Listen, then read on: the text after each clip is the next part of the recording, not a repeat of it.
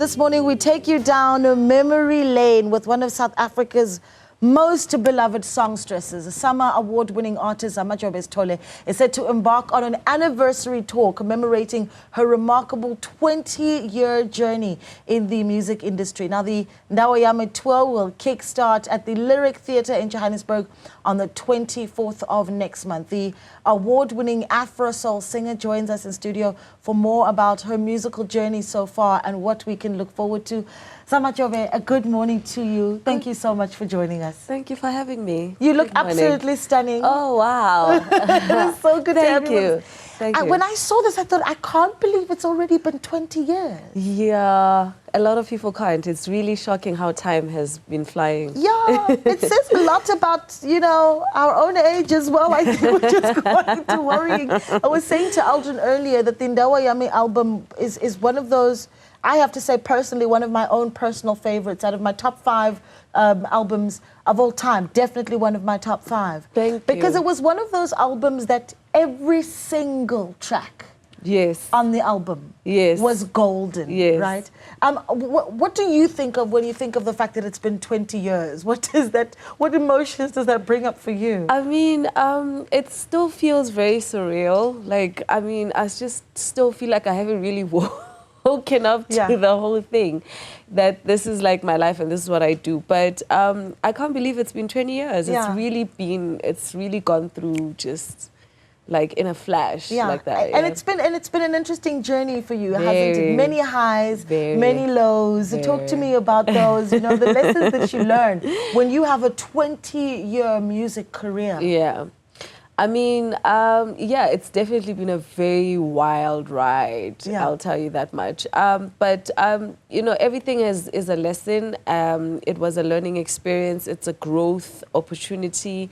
And just an opportunity to learn yourself a little bit more, just come back and be stronger, really. So, yeah.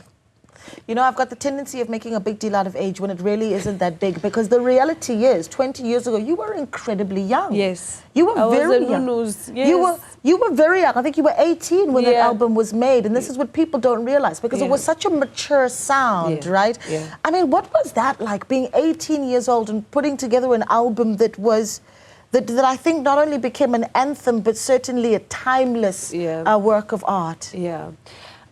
It was phenomenal. I mean, I definitely did, you know, get what I wished for and what I prayed for. So I did pray for it. Like, I remember my interviews a lot around those times. I kept saying I'd like to have longevity. I'd like, you know, the music to sustain itself. Going into the studio, that was the thinking as well. I want something that's going to sustain itself for a long time, and I definitely did achieve that. So, you know, just be careful what you wish for sometimes, you know, because God, the universe will give it to you, but it does come with challenges and all those things as well. So that's why I'm saying be careful what you wish for. But for me, this is what I wish for, and I got that, and I'm really happy that I'm still able to do music, and I'm still, like, one of my albums, the Ndawo Yami album, is still loved and enjoyed, and every track is known, and that's why I want to celebrate this body of work, you know, because it's one that has gravitated with the South African audience,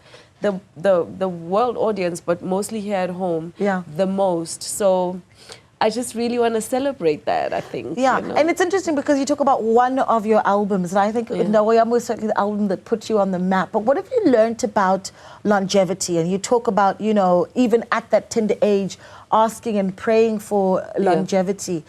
I've found that for women, particularly, longevity in the entertainment industry is particularly difficult, you know. How have you navigated that space?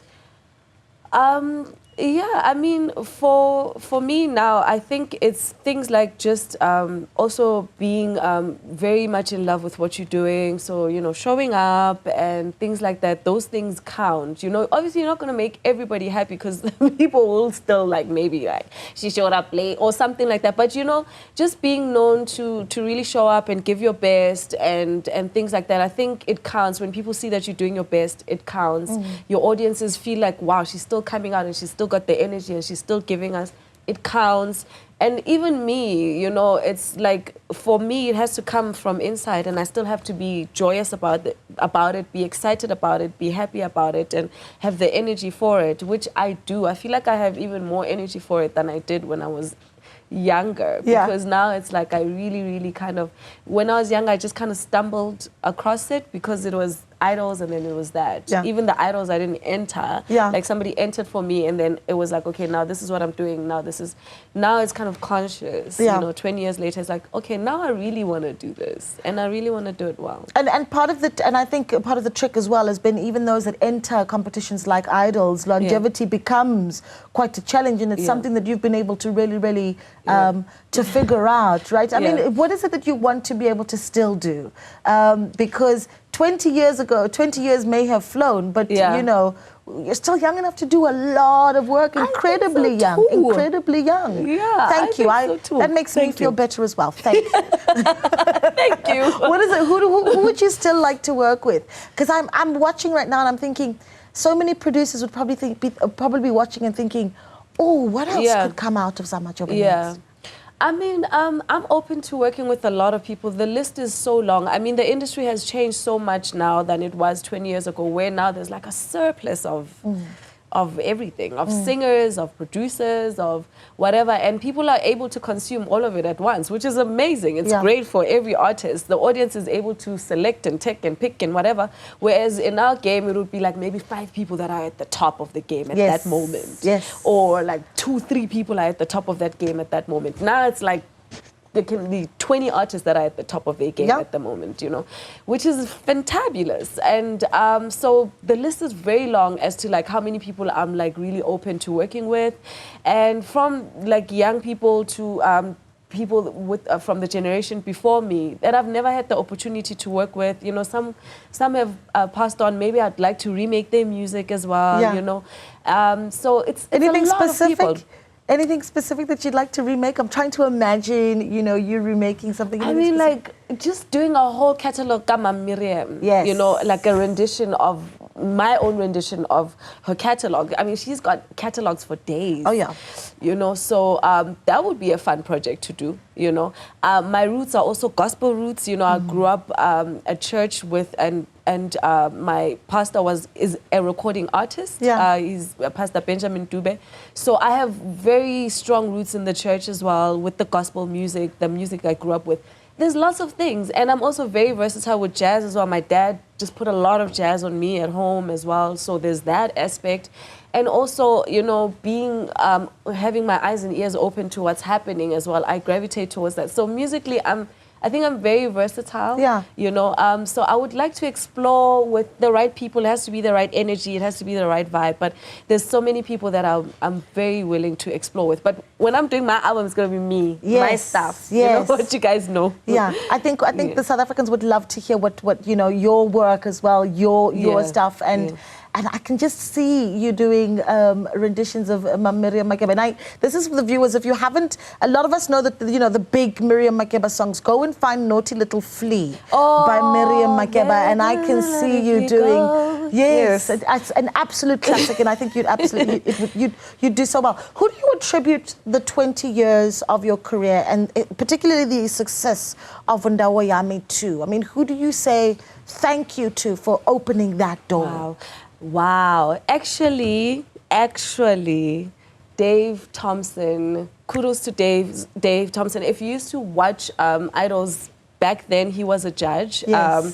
But when they rearranged the judges, he left. But he was the original judges of the Idols then, and he was also head of BMG, which is Sony now. So what he did was, everybody that was in the top 10, he kind of offered them a contract, especially me. And I'm the one that kind of took it seriously and ran with that. And then he nurtured my career afterwards. He was very... gave me a lot of leeway. He was like a father, you know, because I would not throw tantrums before needing diva. But what I mean is, you know, he would, because he didn't know what to do with me after Idols.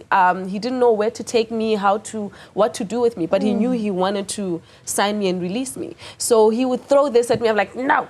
this. And I'm like, it's not working. It's not this, you know. And then he was like, okay, Zama, what do you want then? And then I was like, okay, can you give me and this boy from my church, from Pastor Benjamin Dubia's church, he's a guitar player, can you give us a chance in the studio? Give us a studio, give us 5 days. And we did Magic, Ndawo Yami, Hey Hey, Listen. whatever, in those days. And then he just was like, when we were done and he listened to the music, he was like, okay, I get it. what do you want? Yeah. What's your budget, you know? How do we finish this, you know? So I'd really like to give Dave, obviously Eric as well, being the producer that he was, and Maria also from Sony, who ended up, you know, obviously Dave is the head, so he couldn't do all of that. So Maria ended up running with all of that. The three of us, the four of us as a team, were just having a great support system is like... it's everything. It's everything, beyond. Especially for young talent that just needs to focus on its creative and everybody, you know, takes care of the rest of it. I really cannot wait to see what you do next. So tell us about what you're doing at the Lyric Theatre. Okay, yes, 24th of May, get your tickets, web tickets, get your tickets. It's at web tickets on the 24th of May, the Lyric Theatre, Gorif City.